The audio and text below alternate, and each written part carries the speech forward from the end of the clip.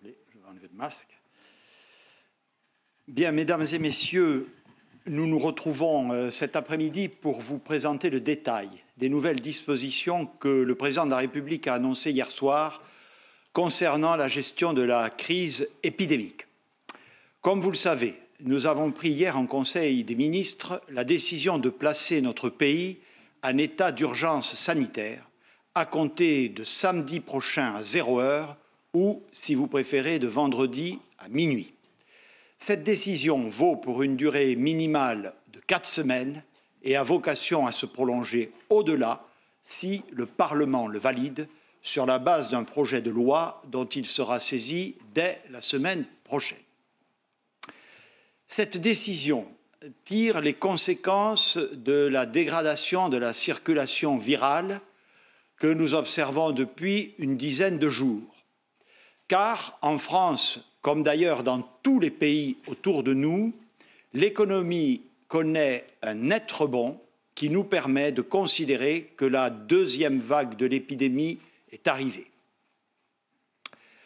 Si l'on reprend l'évolution de l'épidémie depuis le déconfinement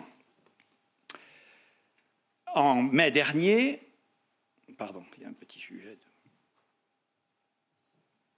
On peut observer une phase de réduction nette de la circulation de mi-mai à mi-juillet avec un nombre de cas qui s'établissait alors à 7 personnes infectées pour 100 000.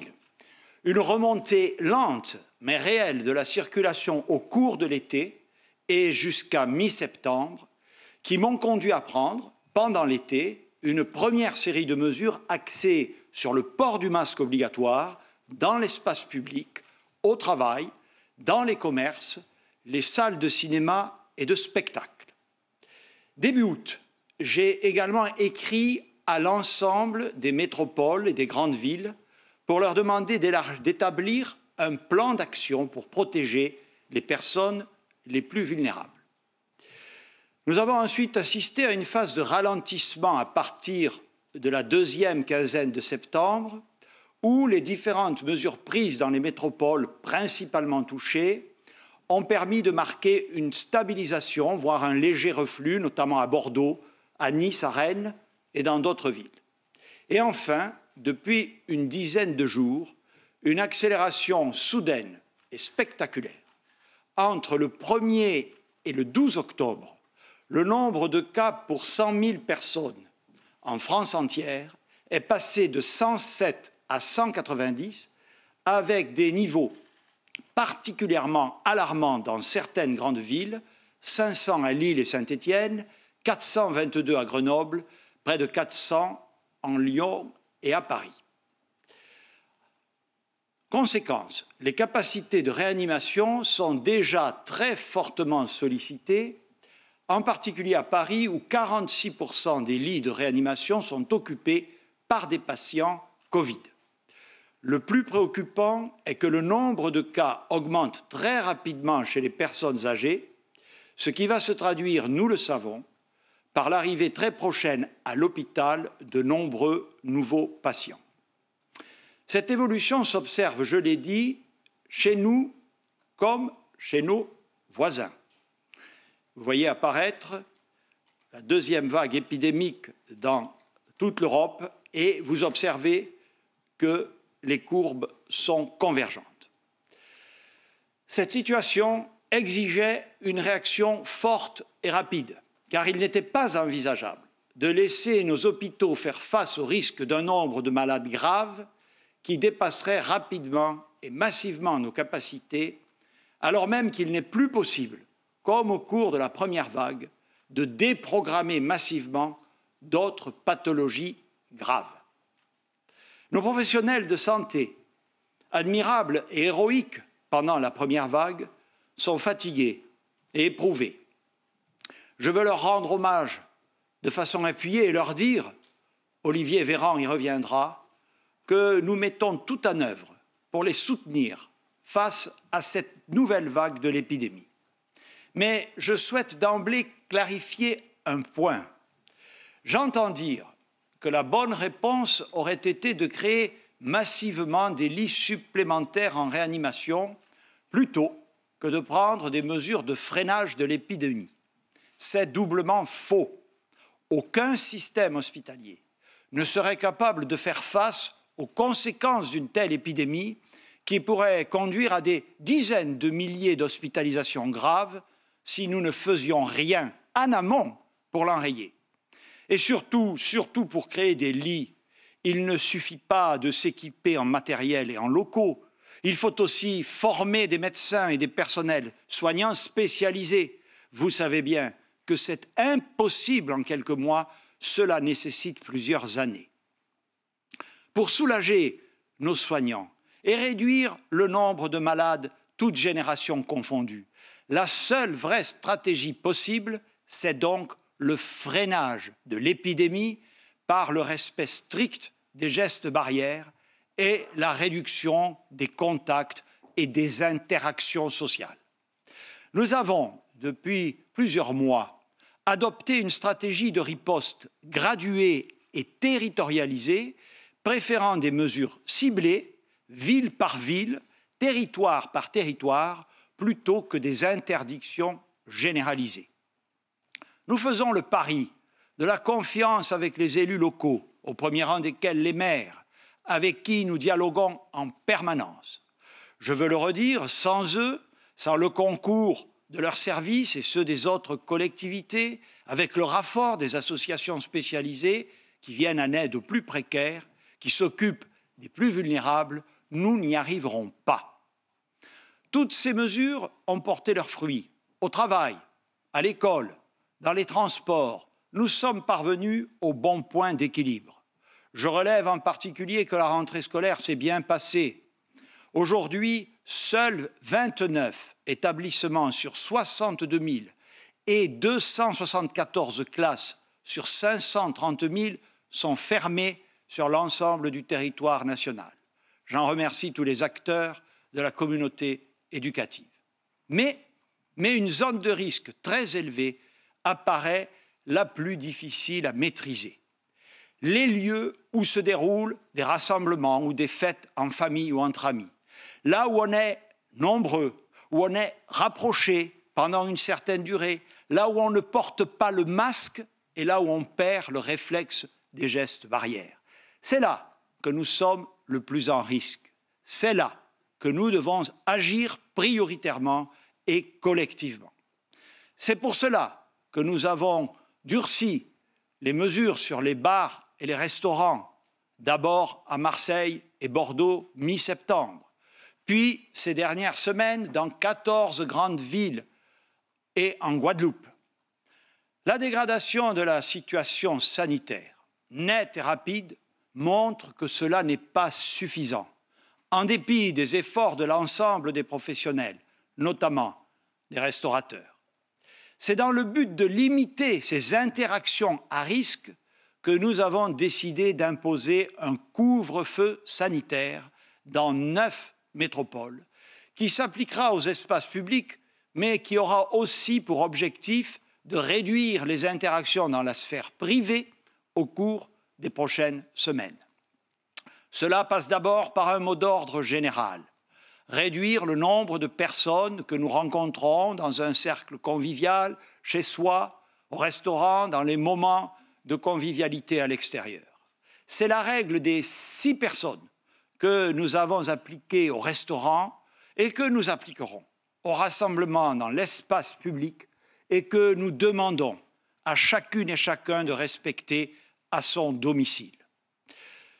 Cela passe par un dispositif nouveau, cette mesure de couvre-feu sanitaire qui entrera donc en vigueur vendredi, demain à minuit. Je vais vous en préciser maintenant les modalités. Les territoires, d'abord soumis à ce couvre-feu annoncé par le chef de l'État hier soir, sont Paris et les 7 autres départements d'Île-de-France. Les métropoles de Lyon, Lille, Toulouse, Montpellier, Saint-Étienne, Aix-Marseille, Rouen et Grenoble. Ce couvre-feu s'établira de 21h à 6h du matin.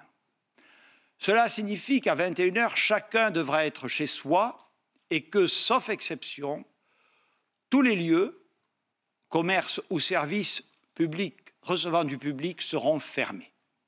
Ces règles doivent bien entendu s'appliquer avec bon sens. Comme pendant le confinement, certains déplacements resteront autorisés pour des raisons de santé, pour aller à l'hôpital ou aller acheter des médicaments dans une pharmacie de garde, par exemple, pour des raisons professionnelles, si vous travaillez de nuit ou que vos horaires de travail ne vous permettent pas d'être chez vous à 21 heures, si vous avez un train ou un avion qui arrive ou qui part après 21 heures, il faudra, le cas échéant, pouvoir montrer votre billet si vous êtes contrôlé. Si vous devez vous rendre auprès d'un proche en situation de dépendance pour sortir votre animal de compagnie près de chez vous. Comme pendant la période de confinement, il faudra, pour sortir après 21 heures, vous munir d'une attestation prouvant que vous répondez de l'une de ces exceptions. L'attestation et l'ensemble des informations concernant la situation sanitaire et les mesures relatives au couvre-feu sont disponibles sur le site du gouvernement, qui, j'espère, va s'afficher, ou en appelant le numéro vert 0800 130 00. Voilà, vous avez les références du site qui s'affichent à l'écran. De même, certains établissements échapperont naturellement à la fermeture anticipée. Il s'agit des établissements de santé et médico-sociaux, des structures d'accueil des plus précaires, des hôtels, des restaurants faisant de la livraison à domicile et des établissements publics qui assurent un service en soirée et la nuit, comme notamment les commissariats. Dans les zones de couvre-feu, des règles plus strictes continueront à s'appliquer par ailleurs en journée.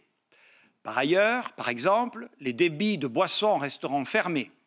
Les salles de sport également, sauf pour les enfants et les sportifs professionnels qui appliquent des protocoles spécifiques.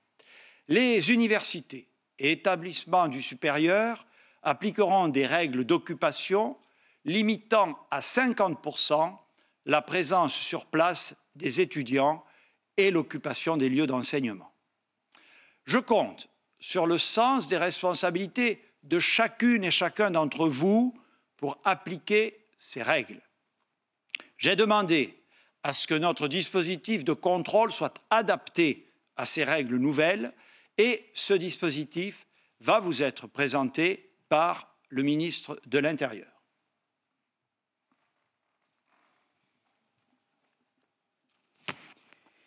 Bien, bonjour à vous, Monsieur le Premier ministre. Effectivement, le ministère de l'Intérieur sera donc chargé de l'application, comme pendant le confinement, de mesures qui seront plus dures, si j'ose dire, pendant ce couvre-feu de 21 h à 6 h du matin dans les zones évoquées par le Premier ministre. Je les répète, l'ensemble des régions, la région Île-de-France, c'est-à-dire Paris évidemment, les 3 départements de Petite Couronne, la Seine-Saint-Denis, les Hauts-de-Seine, le Val-de-Marne, ainsi que les départements de Grande Couronne, l'Essonne, le Val d'Oise, les Yvelines et la Seine-et-Marne. Et les 8 métropoles évoquées par le Premier ministre, Lille, Lyon, Aix-Marseille, Grenoble, Toulouse, Montpellier, Saint-Étienne et Rouen. Pour cela, 12 000 policiers et gendarmes sont chaque nuit, entre 21 h et 6 h, spécialement chargés de faire vérifier effectivement les interdictions évoquées par Monsieur le Premier ministre, plus tous les agents de police et de gendarmerie qui travaillent naturellement à la sécurité des Français, qui pourront par ailleurs, avec les polices municipales, lorsque les maires organiseront les services de nuit ou les organisent déjà,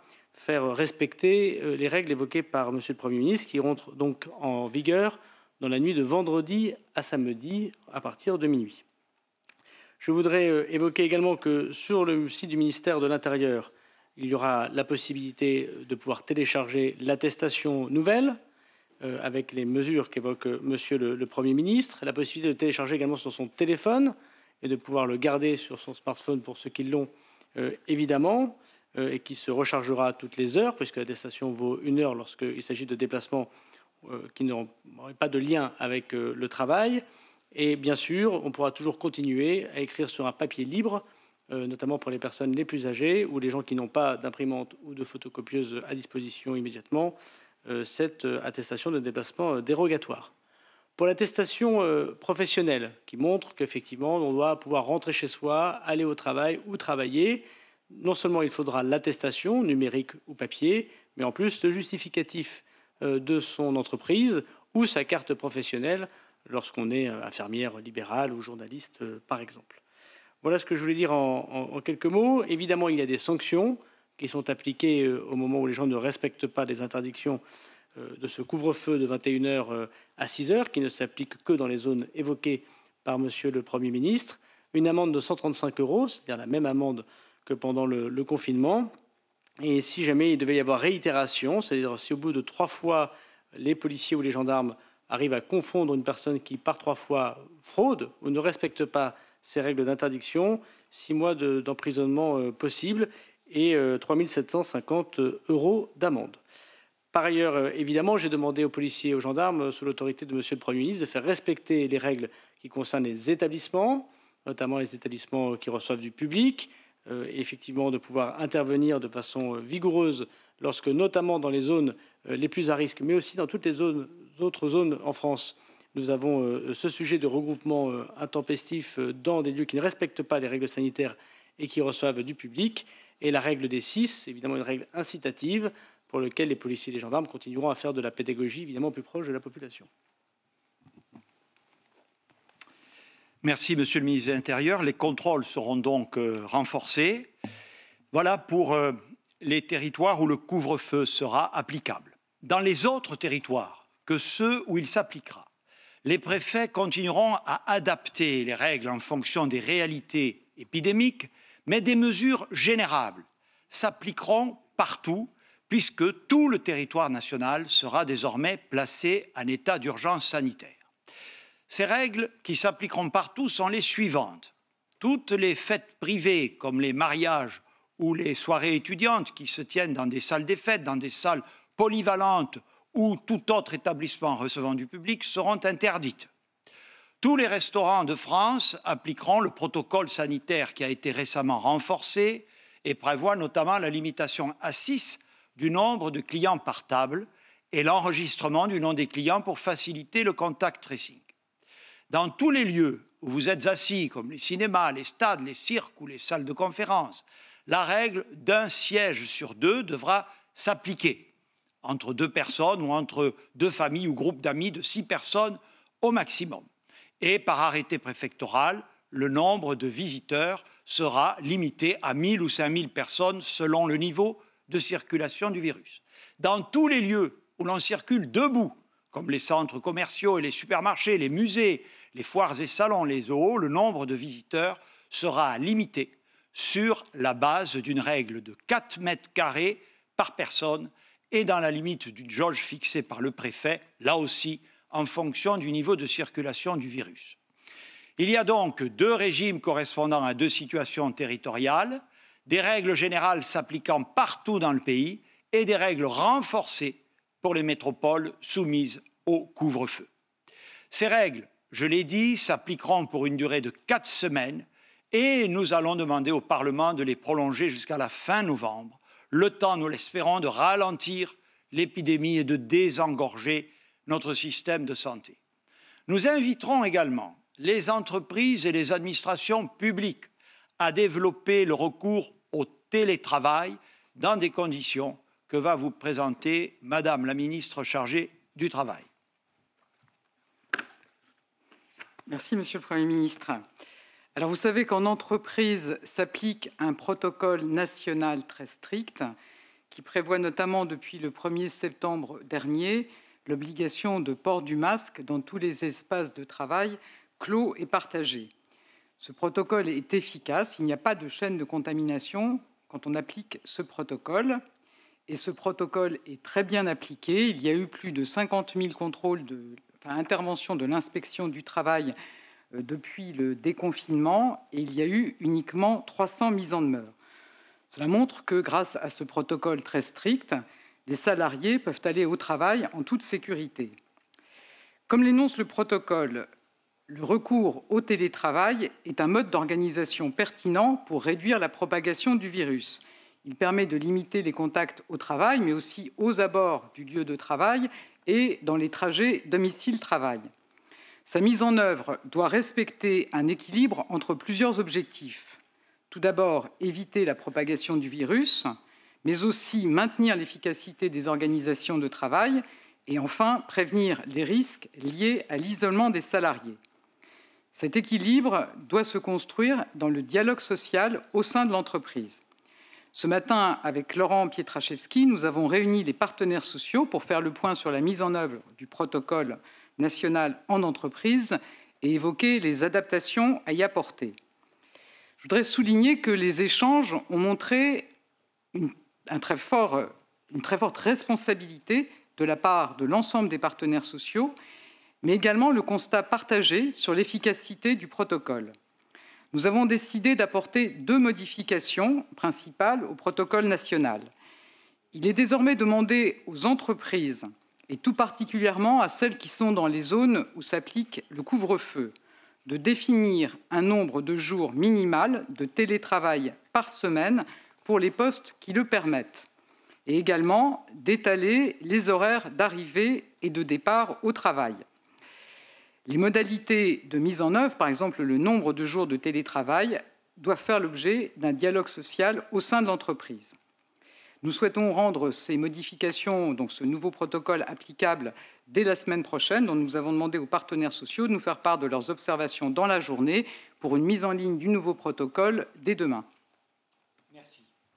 S'agissant de la fonction publique, sur l'ensemble du territoire, et chaque fois que cela pourra être concilié avec les nécessités du service, les administrations définiront dès la semaine prochaine une organisation du travail intégrant les nécessités du service et permettant, à chaque fois que cela sera possible, 2 à 3 jours de télétravail par semaine. Mesdames et messieurs, l'ensemble de ces dispositions auront incontestablement un impact économique sur les secteurs et les filières professionnelles concernés. Nous serons donc conduits à renforcer et étendre nos dispositifs d'appui et de soutien dans la continuité des réponses que nous avons su apporter depuis le début de la crise face à l'urgence économique et sociale. Un plan d'urgence économique a été mis en œuvre, vous le savez, afin de protéger les salariés par le dispositif de chômage partiel le plus ambitieux d'Europe, de soutenir la trésorerie des entreprises par le fonds de solidarité, le dispositif des prêts garantis par l'État et les reports et exonérations de cotisations sociales, et de limiter la persistance des effets de la crise sur l'appareil productif et les compétences. Au cours des dernières semaines, mon gouvernement a pris des mesures complémentaires pour renforcer ce soutien en direction des entreprises impactées directement ou indirectement par les mesures de freinage prises dans les grandes métropoles. Et à la demande du président de la République, nous allons encore adapter et renforcer ces dispositifs dans le cadre de l'état d'urgence sanitaire que nous venons de décréter. Ces mesures seront préparées et concertées avec les professionnels par les ministres concernés, au premier rang desquels Bruno Le Maire, ministre en charge de l'économie, à qui je cède la parole.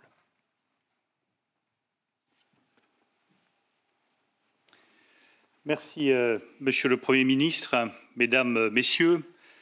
Comme le Premier ministre vient de l'indiquer, depuis le début de cette crise, nous avons été aux côtés des entrepreneurs comme des salariés touchés par la crise économique et par les règles de sécurité sanitaire.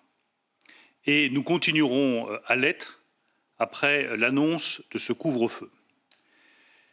J'ai eu l'occasion ce matin de discuter avec l'ensemble des responsables du secteur de l'hôtellerie, de la restauration, des cafés, de la culture, de l'événementiel. Et je veux leur dire que je mesure parfaitement leur désarroi. Ils avaient commencé à se redresser, ils avaient commencé à rouvrir, et ces obligations sanitaires leur font l'effet d'une douche froide.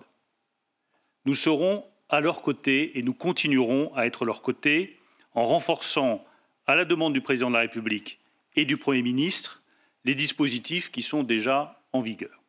Tout ce qui doit être fait sera fait pour leur permettre de passer ces semaines de couvre-feu avec un impact économique le plus réduit possible. Nous allons d'abord renforcer une nouvelle fois, simplifier et élargir le fonds de solidarité. Toutes les entreprises de moins de 50 salariés qui sont installées dans les zones de couvre-feu et qui ont perdu 50% de leur chiffre d'affaires par rapport à 2019 pourront bénéficier d'une aide allant jusqu'à 1 500 €, et cela pendant toute la durée du couvre-feu. Cela veut dire très concrètement que nous rétablissons le fonds de solidarité pour toutes les entreprises de moins de 50 salariés, quel que soit le secteur auquel elles appartiennent. C'est le filet de sécurité que nous mettons en place pour toutes les entreprises situées dans le périmètre du couvre-feu. Deuxième élément sur le fonds de solidarité, pour les entreprises de moins de 50 salariés, des secteurs de l'hôtellerie, des cafés, de la restauration, de la culture, de l'événementiel, du sport, les fameux secteurs S1 et S1 bis tels qu'ils ont été élargis par le Premier ministre. Nous leur ouvrons l'aide du fonds de solidarité qui va jusqu'à 10 000 € par mois pour ces secteurs, dès lors qu'elles subissent une perte de chiffre d'affaires, non plus de 70%, mais de 50%. C'est donc un élargissement significatif pour les entreprises qui perdraient non plus 70, mais 50% de leur chiffre d'affaires. Troisième élément sur le fonds de solidarité, comme le Président de la République l'avait indiqué hier soir, nous allons améliorer le dispositif du plafonnement. Vous savez que jusqu'à présent, l'ensemble de ces aides du dispositif de fonds de solidarité est plafonné à 60% du chiffre d'affaires pour toutes les entreprises concernées. Nous supprimons, à compter de samedi, le plafonnement à 60% du chiffre d'affaires de cette aide pour le secteur de l'hôtellerie, des cafés, de la restauration, les secteurs S1 et S1 bis. Ces trois modifications du fonds de solidarité voulues par le Premier ministre et le Président de la République constituent une aide très significative pour tous les secteurs touchés par les nouvelles restrictions sanitaires. Le deuxième élément, ce sont les exonérations de charges, qui ont constitué, comme vous le savez, un des dispositifs très puissants de soutien au secteur économique. Toutes les entreprises fermées administrativement bénéficieront d'une exonération totale de leur cotisation sociale patronale jusqu'à la fin du couvre-feu. Les entreprises du secteur hôtellerie, café, restauration, qui sont installées dans les zones de couvre-feu que vient de signaler le Premier ministre, pourront également bénéficier d'une exonération totale de cotisation sociale patronale dès qu'elles perdent 50% de leur chiffre d'affaires. Il reste les cotisations sociales salariales, puisque je parlais des cotisations sociales patronales. Nous apporterons pour ces cotisations sociales salariales une aide jusqu'à 20% de la masse salariale qui permet en réalité de couvrir totalement le poids des charges sociales pour les entrepreneurs concernés. Les mesures que nous prenons avec le Premier ministre permettent de couvrir totalement le poids des charges sociales pour les entrepreneurs concernés. L'ensemble de ces mesures seront inscrites dans le projet de loi de financement de la sécurité sociale de 2021 et l'ensemble de ces mesures, exonération de charges et renforcement du fonds de solidarité, représentent un coût pour les finances publiques d'1 milliard d'euros sur la durée du couvre-feu.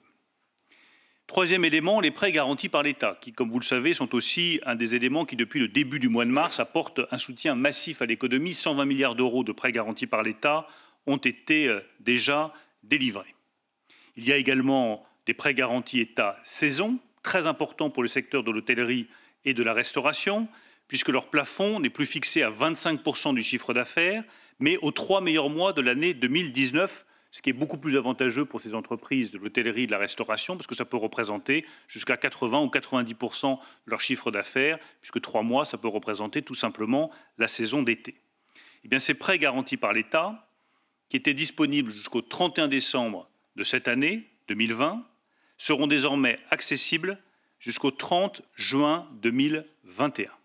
C'est donc une prolongation de 6 mois de ces prêts garantis par l'État, là aussi, comme l'a indiqué le Président de la République hier soir. Deuxième élément très significatif sur ces prêts garantis par l'État, vous savez que beaucoup d'entreprises souhaitent pouvoir reporter le remboursement de ces prêts parce qu'elles se disent on arrive au bout de ces prêts, il va falloir les rembourser, on ne peut pas. Eh bien, nous demandons à la Fédération bancaire française d'examiner un report du remboursement de ces prêts pour une année supplémentaire pour les entreprises qui en ont réellement besoin. La souplesse doit être la règle en la matière. J'ai eu l'occasion d'échanger dès ce matin avec Philippe Brassac, le président de la Fédération bancaire française et directeur général du Crédit Agricole, et je le remercie de sa compréhension sur le sujet. Quatrième élément de soutien à tous les secteurs économiques touchés par la crise économique, ce sont les prêts directs de l'État. Nous avons mis en place, à la demande du Premier ministre, des prêts directs de l'État pour les entreprises les plus en difficulté. Ils sont prolongés jusqu'au 30 juin 2021. Ce sont vraiment des prêts qui sont pour toutes les entreprises qui ont sonné à toutes les portes, qui n'ont pas réussi à trouver de réponse à leur situation et qui ont besoin de l'aide directe de l'État. C'est un prêt direct de l'État.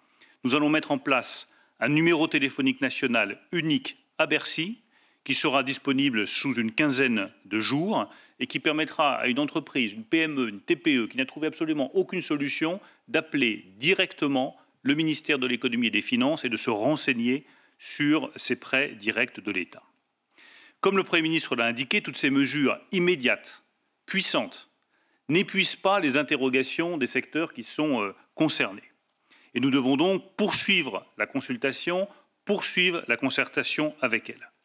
À la demande du Premier ministre, je recevrai donc avec Elisabeth Borne et Alain Griset les responsables des secteurs de l'hôtellerie, du café, de la restauration, du secteur événementiel, du sport, pour examiner avec eux toutes les solutions qui doivent être apportées à des demandes spécifiques, urgentes, importantes, qui sont désormais sur la table. J'en cite 3. La première, ce sont les loyers. C'est un sujet incroyablement compliqué. Il y a les grands bailleurs, il y a les petits bailleurs privés, il n'y a pas de solution miracle sur les loyers, mais nous avons une exigence de résultats sur cette question qui, je le sais, inquiète beaucoup d'entrepreneurs. Nous sommes prêts à discuter de toutes les solutions envisageables, y compris un crédit d'impôt pour les bailleurs. Sur les congés payés, nous savons avec Elisabeth Borne que c'est une bombe à retardement pour beaucoup de restaurateurs. Nous allons traiter ce sujet avec Elisabeth Borne dans les meilleurs délais. Troisième sujet, ce sont les assurances. Beaucoup de restaurateurs, d'hôteliers s'inquiètent des courriers qu'ils reçoivent, qui leur indiquent qu'ils ne pourront plus être couverts par les risques de pandémie. Cela entraîne énormément d'inquiétudes, notamment dans le secteur de l'hôtellerie et de la restauration. Nous finaliserons donc dans les prochaines semaines un nouveau régime d'assurance pour les entreprises en cas de catastrophe sanitaire impliquant une fermeture administrative. Sur le secteur de la culture, qui lui aussi est très directement touché, les théâtres, les salles de cinéma, les salles de spectacle, avec l'obligation du couvre-feu à 21 h, le Premier ministre m'a demandé d'engager des discussions dès demain matin avec Roselyne Bachelot, la ministre de la Culture, pour répondre à leurs attentes et trouver les solutions les plus adéquates possibles. Enfin, en ce qui concerne les associations, et je connais leurs inquiétudes qui m'ont été signalées par Olivia Grégoire, elles subissent des surcoûts qui sont associés à la crise sanitaire. Là aussi, nous y répondrons avec Olivia Grégoire dans les prochains jours. Je vous remercie beaucoup, Monsieur le Ministre. Au-delà de la solidarité que nous devons aux secteurs les plus impactés par le couvre-feu et les mesures sanitaires, nous nous montrons également prioritairement attentifs à celles et ceux de nos compatriotes qui en sont les premières victimes. Je pense d'abord aux plus jeunes. J'ai présenté dès le mois de juillet, dans le cadre du plan de relance, un dispositif « Un jeune, une solution » porté par la ministre chargée de l'Emploi et doté de moyens exceptionnels. Il s'agit d'apporter un fort soutien à l'embauche, que ce soit en contrat de travail ou en contrat d'apprentissage, avec des primes aux entreprises pour accélérer leur recrutement de jeunes. On a renforcé de manière massive les formations qualifiantes orientées vers la transition écologique et les métiers d'avenir. 200 000 places de formation en plus. Dès cette rentrée, nous avons également créé 26 500 places nouvelles dans ce qu'on appelle des formations insérantes. Enfin, parce que certains jeunes ont décroché et qu'il faut les aider à se réinsérer, nous avons créé toutes les passerelles vers l'activité. 300 000 parcours et contrats d'insertion vont être progressivement déployés. D'ores et déjà, certains signes sont encourageants. Si on prend l'exemple de l'apprentissage, les premières indications de la rentrée 2020 sont bonnes, en dépit de la crise. Pour une grande majorité des métiers, les entrées en apprentissage sont stables ou même en légère hausse par rapport à la même période de l'année dernière, qui était déjà exceptionnelle. Cela augmente dans le bâtiment, dans la santé, dans l'artisanat et dans d'autres secteurs encore. Nous sommes pleinement mobilisés pour accélérer le déploiement partout dans les territoires du plan pour les jeunes, qui, je le répète, est une des priorités de mon gouvernement. Je pense aussi aux publics les plus fragiles, les plus pauvres et les plus vulnérables. Comme le président de la République l'a annoncé hier, une prime de 150 € sera versée à chaque personne bénéficiant du RSA, de l'allocation de solidarité et des APL. S'ajouteront à ces 150 € 100 € supplémentaires par enfant. Cette aide sera versée avant la fin de l'année et concernera 4 100 000 foyers. J'aurai d'ailleurs l'occasion de préciser et de compléter ces mesures ce samedi, à l'occasion de la Journée mondiale du refus de la misère. Pour terminer, je souhaite revenir sur la question cruciale de l'adaptation de notre système de soins à l'épisode très fort auquel il est déjà confronté et qui va s'aggraver dans les prochains jours et les prochaines semaines. Olivier Véran, à qui je tiens à rendre un particulier hommage pour son courage et sa détermination face à cette crise, va vous faire le point sur ce sujet. Monsieur le ministre. Merci beaucoup, Monsieur le Premier ministre. Quelques points d'étape en complément des points qui ont été précédemment discutés lors des précédentes conférences de presse. D'abord, sur la question des tests et pour revenir sur ce qu'a dit le président de la République hier soir. D'abord, nous sommes en train de gagner la bataille des délais en matière d'accès aux tests.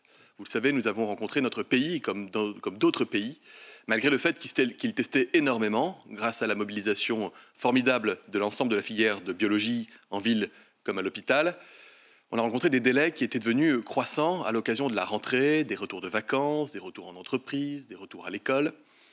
Cette bataille des délais, nous sommes en train de la gagner, je le disais, avec des chiffres qui en attestent, puisque désormais, 91% des tests PCR sont rendus en moins de 48 heures, un délai médian qui est passé à un peu plus de 24 heures pour le retour de ces tests, et des Barnum, ces centres de tests délocalisés qui ont été mis en place par les agences régionales de santé destinées au public prioritaire.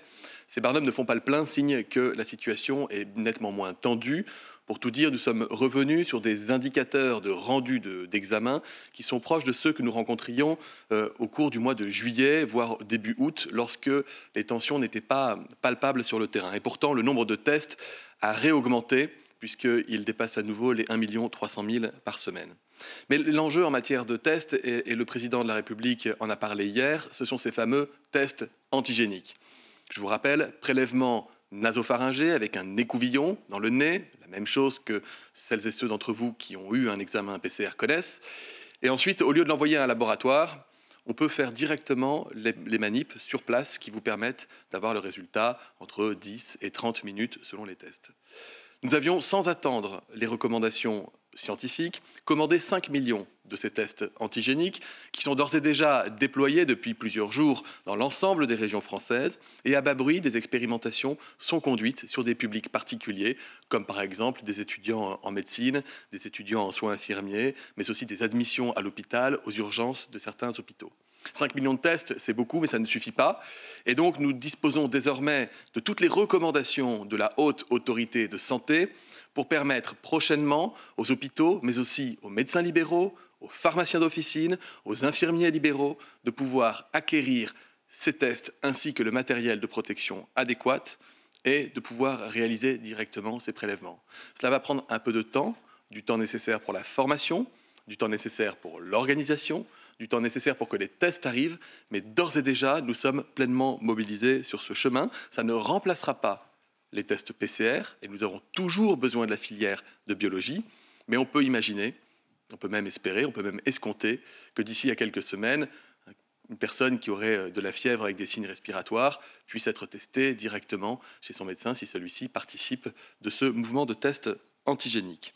Par ailleurs, des barnums, ces fameuses opérations collectives de tests, pourront être conduits à partir de ces tests antigéniques dans les aéroports, par exemple, permettant, lorsque les personnes arrivent sur le territoire national, en provenance d'un pays où le virus circule beaucoup, de disposer de leurs résultats avant de quitter l'aéroport, ce qui est, vous l'admettrez, quand même mieux. C'est une innovation qui est en train de gagner la France comme le reste de l'Europe, et nous sommes extrêmement mobilisés. Deuxième point rapide, sur ce qu'on appelle le contact tracing, c'est le alerter lorsqu'on contacte des gens qui sont cas positifs pour faire avec eux le tour de toutes les personnes qu'ils auraient pu contaminer sans le savoir, les fameux cas contacts. D'abord, ce qu'on constate tant au niveau de l'assurance maladie que des agences régionales de santé, que des médecins de ville qui sont mobilisés sur cette action de contact tracing, c'est que la plupart du temps, désormais, les cas contacts ont été informés par les patients eux-mêmes, ce qui est évidemment bien, mais ce qui n'empêche pas de doubler cela d'un appel pour vérifier que la mise à l'abri, ce qu'on appelait avant l'isolement, se passe dans les meilleures conditions et que les personnes ne manquent de rien. Plus de 90% des patients sont contactés dès les premières 24 heures, signe que le système, qui est mis sous forte tension par le nombre important de malades, plus de 20 000 par jour, ce système fonctionne toujours. Et le président de la République a parlé hier du changement de l'application qui s'appellera Tous Anti-Covid, qui n'est pas un changement de nom, qui est un changement de philosophie, qui est un changement de dimensionnement et qui sera une application pleinement efficace pour répondre aux défis que nous pose l'épidémie. Cédric O travaille d'arrache-pied comme secrétaire d'État chargé du numérique et nous aurons la chance de faire dans quelques jours une présentation de cette nouvelle application à qui nous souhaiterons évidemment longue vie. Un point sur la situation dans les hôpitaux, Monsieur le Premier ministre. C'est un point important et on voit effectivement émerger un certain nombre d'interrogations. Vous en avez parlé. Pourquoi est-ce que vous n'avez pas augmenté les lits de réanimation dans le pays? On ne serait pas obligé d'avoir un couvre-feu si on avait 20 000 ou 30 000 lits de réa. D'abord, et chacun peut comprendre, un anesthésiste réanimateur, c'est 11 ans de formation. Nous avons supprimé le numerus clausus il y a 2 ans, mais auparavant, eh bien, il y avait des limitations du nombre de médecins en formation, ce qui est regrettable, mais nous avons pris cette décision il y a 2 ans. On ne peut donc pas identifier des médecins anesthésistes réanimateurs comme cela. De la même manière, pour les infirmiers, les aides-soignants qui travaillent en service de réa, ce sont des soins très particuliers à faire, avec des malades intubés, ventilés, avec des assistances respiratoires. Néanmoins, une formation pratique a été mise évidemment en place depuis la première vague épidémique. Rien que dans les hôpitaux parisiens, ce sont 750 infirmières aides-soignantes qui ont participé à une formation leur permettant demain, si la situation devait l'exiger, de renforcer les effectifs en service de réanimation. Mais notre objectif n'est pas de faire le plein des réas. Et notre objectif n'est pas d'avoir un nombre de réas extensible à l'infini. Il faut comprendre que pendant la première vague, pour 17 000 patients admis en réanimation, il y a eu 30 000 morts. Ce que nous voulons, c'est empêcher les cas graves. Et pour un cas grave en réanimation, dont on parle dans les statistiques, il y a un certain nombre de cas, moins graves parfois ceux-là, mais quand même, perte du goût, de l'odorat, une toux importante et sévère, une fatigue résistante. Et ces symptômes peuvent toucher des gens qui sont plus jeunes que les personnes qu'on trouve habituellement dans les services de réanimation. C'est pour ça qu'il faut vraiment, notre philosophie, c'est empêcher les cas graves, et c'est donc être dans la prévention de l'évolution de cette épidémie.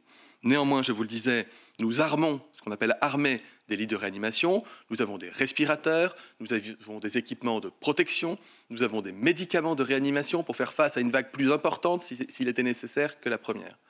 Nous sommes passés de quelques 5 000 lits de réanimation armés dans notre pays à 5 800 lits durables avant la crise.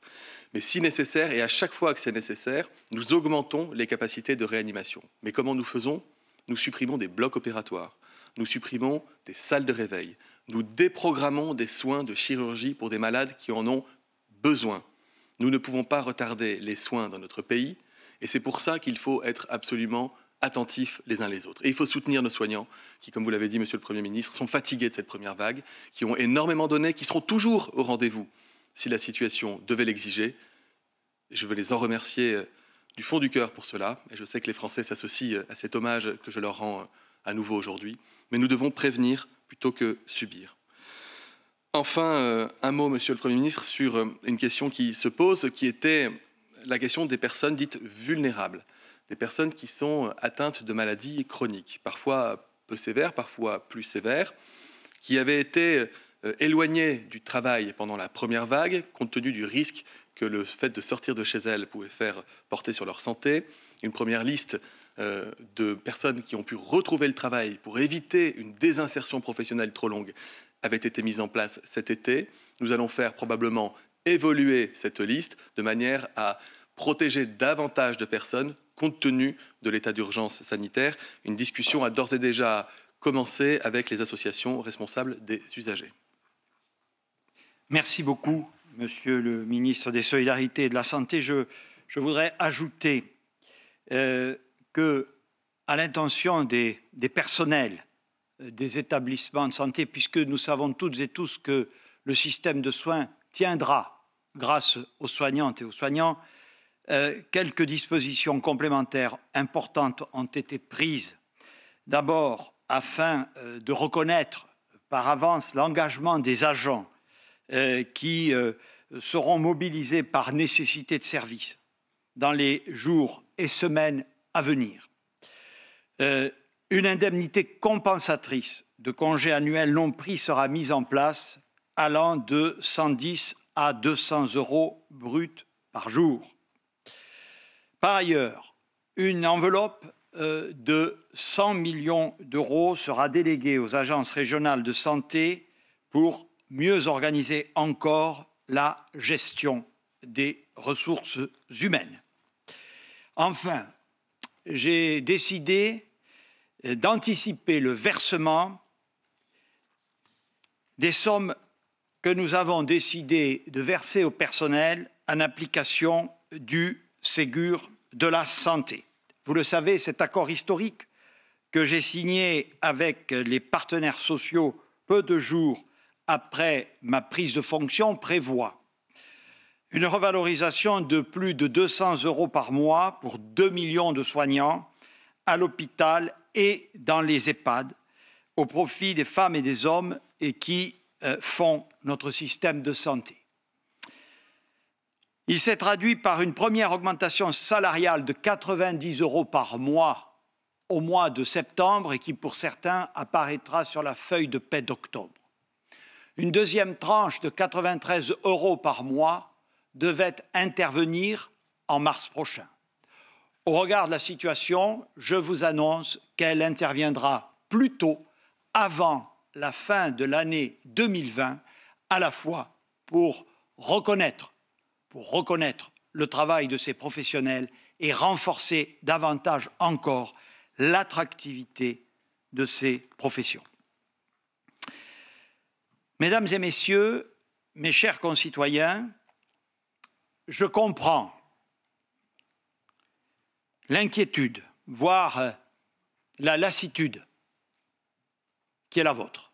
Et je dois le dire, je peux la partager.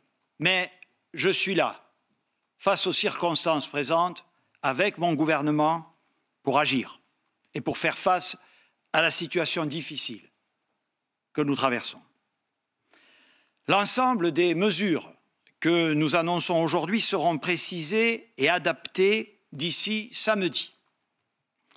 Nous le ferons dans un cadre concerté avec les partenaires sociaux, avec les représentants des secteurs professionnels, avec les élus locaux, avec lesquels je suis en lien constant et que je veux encore remercier, avec les partis politiques et les groupes parlementaires que je recevrai une nouvelle fois la semaine prochaine, pour notamment évoquer avec eux l'impact de la dégradation de la situation sanitaire sur le pays, mais aussi sur l'organisation des prochaines échéances électorales.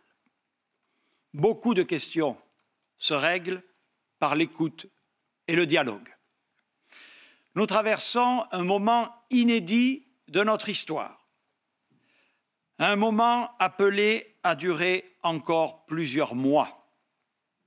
Et comme toujours dans les moments difficiles, la tentation est grande de rechercher les boucs émissaires, d'opposer les uns aux autres, de nous perdre dans de vaines polémiques. Le moment viendra, lorsque cette crise sanitaire sera terminée, et elle se terminera, d'en tirer sereinement toutes les conséquences et tous les enseignements. Mais pour l'heure, toutes nos énergies doivent être tournées vers ce combat contre la maladie et sa propagation. C'est à notre portée si nous restons solidaires, si nous sommes responsables. L'État et le gouvernement dans son ensemble sont bien entendu en première ligne pour vous protéger et prendre les mesures que la situation appelle, comme le font du reste, vous l'avez constaté, l'ensemble des autorités politiques des pays voisins confrontés à des situations tout à fait comparables.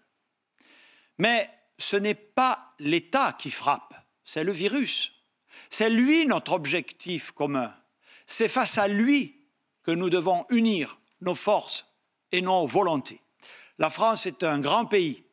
Ensemble, nous surmonterons cette épreuve, j'en ai la conviction. Nous nous tenons à votre disposition, mesdames et messieurs, pour répondre à vos questions.